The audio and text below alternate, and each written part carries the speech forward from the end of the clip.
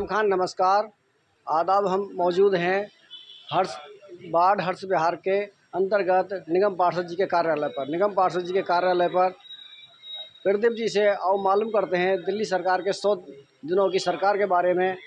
जो प्रदीप जी हैं, जो निगम पार्षद पति हैं यहाँ से। जी प्रदीप जी, जानना चाहेंगे बीजेपी की सरकार को 100 दिन दिल्ली में पूरे हो चुके हैं, इस पर कितना विकास कार्य हुआ है, उस पर आप बताना चाहेंगे? दिल्ली में जब से भारतीय जनता पार्टी की सरकार बनी है पूरी तरह से फेल है।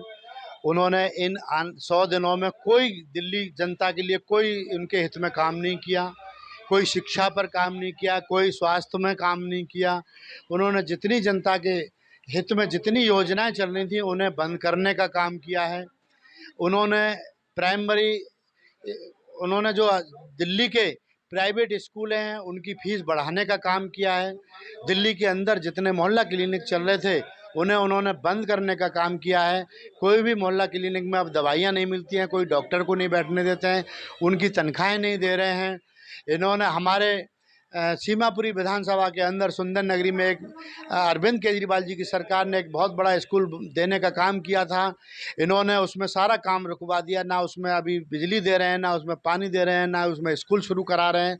तो ये शिक्षा के तो विरोध में रहती है भारतीय जनता पार्टी। ये नहीं चाहती है कि देश के लोगों को शिक्षा मिले, वो अब पढ़ लिख कर के आगे बढ़ें। इन्होंने स्कूलों का बेड़ा गर्क कर रखा है, इन्होंने सारे स्कूलों को माहौल खराब कर। आपने बताया कि बीजेपी नहीं चाहती कि लोग पढ़ लिख कर आगे बढ़ें, तो इसकी क्या वजह, क्यों नहीं बीजेपी चाहती अगर लोग पढ़ें? देखिए, बीजेपी अच्छी तरह से जानती है कि जो बच्चे पढ़ लिख गए और शिक्षित बन गए तो वो सवाल जवाब करने लगेंगे, भारतीय जनता पार्टी से सवाल पूछने लगेंगे, जवाब मांगने लगेंगे, और उसको बर्दाश्त नहीं कि उनकी सरकार से और उनसे कोई सवाल पूछे।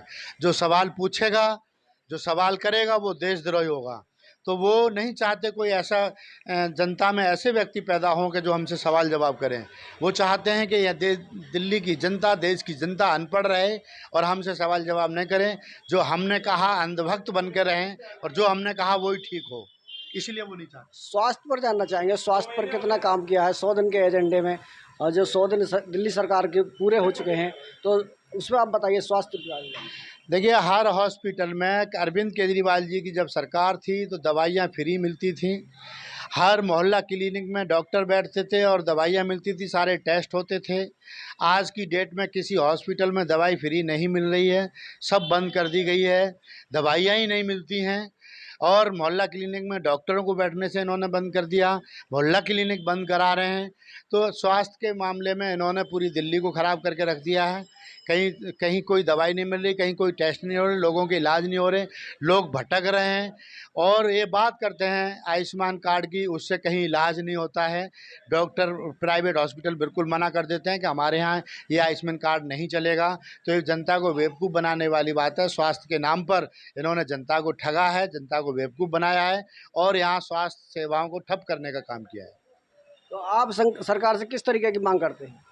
देखिए, हम ये मांग करते हैं कि दिल्ली की जनता ने आपको चुन करके जब यहाँ बिठाया है दिल्ली में, तो आप उनके लिए काम करें, उनके लिए अच्छी शिक्षा की व्यवस्था करें, स्कूलों को बहुत अच्छा बेहतर करें। यहाँ पूरी दिल्ली के अंदर बिजली जब 24 घंटे आती थी, आज 2-2 घंटे के पावर कट होने लगे हैं, उसको सुधारें। दिल्ली में बिजली के बिल नहीं आते थे, 200 यूनिट फ्री थी, आज सबके 5-5, 7-7 हज़ार के बिल आने शुरू हो गए हैं, उनको ठीक करें, जनता को राहत दें। दिल्ली के स्कूलों को अच्छा करें, दिल्ली के हॉस्पिटलों को अच्छा करें, ताकि स्वास्थ्य विभाग हमारा ठीक रहे। दिल्ली की जनता को देखते हुए क्या ज़रूरत है उस हिसाब से काम करें, क्योंकि दिल्ली की जनता 4 महीने में त्राही करने लगी है, वो बहुत ही त्रस्त हो गई है। दिल्ली की जनता फिर से अरविंद केजरीवाल जी को याद करने लगी है। तो कहीं ऐसा ना हो कि ये कुर्सी आपके हाथ से फिर छिन जाएगी। आप जनता के लिए काम करें, आपके लिए यही में भलाई रहेगी। तो आप जनता से क्या अपील करना चाहेंगे, जो जनता ने केजरीवाल जी को हरा के और बीजेपी को जिताया, तो अब आप जनता को क्या सुझाव देना चाहेंगे? मैं जनता को यही कहना चाहूँगा कि जनता सोच समझ कर के अपना डिसीजन ले, क्योंकि जो उसके परिवार के लिए काम करे, जो उसके बच्चों के लिए काम करे, जो उस जनता के हित में काम करे, ऐसी सरकारों को चुनकर लेकर आए। ये आप जनता खुद डिसाइड करेगी कि उन्होंने अभी जो 2025 में दिल्ली में जो सरकार बनाई है वो उचित है या अनुचित है, ये जनता खुद देख रही है और आगे खुद डिसाइड करेगी कि अब उनको क्या करना। जल्द ही ईद उल जुहा जुहा आने वाली है, तो ईद उल जुहा के मौके पर सफाई व्यवस्था की क्या खास व्यवस्था की गई है? हमारे वार्ड में ईद हो, दिवाली हो, कोई त्यौहार हो, सफाई व्यवस्था हमेशा दुरुस्त रहती है और अच्छी रहती है। ईद के दिनों में हम स्पेशली अलग से टिपर लगा करके रात को टिपर चलवाते हैं, जितने हमारे मुस्लिम इलाके क्षेत्र हैं। और इस बार भी हम वही करने वाले हैं कि अपने मुस्लिम क्षेत्रों में अलग से टिपर लगाते हैं, स्पेशल ड्यूटी लगाते हैं, ताकि हमारा क्षेत्र साफ़ सुथरा रहे।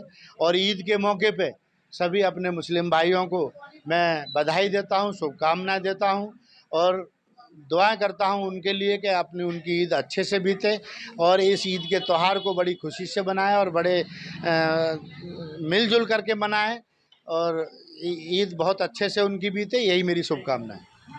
धन्यवाद जी। ये हमारे साथ थे प्रदीप निर्मल जी, पूनम निर्मल जी निगम पार्षद के पति हैं, हर्ष विहार वार्ड से निगम पार्षद हैं।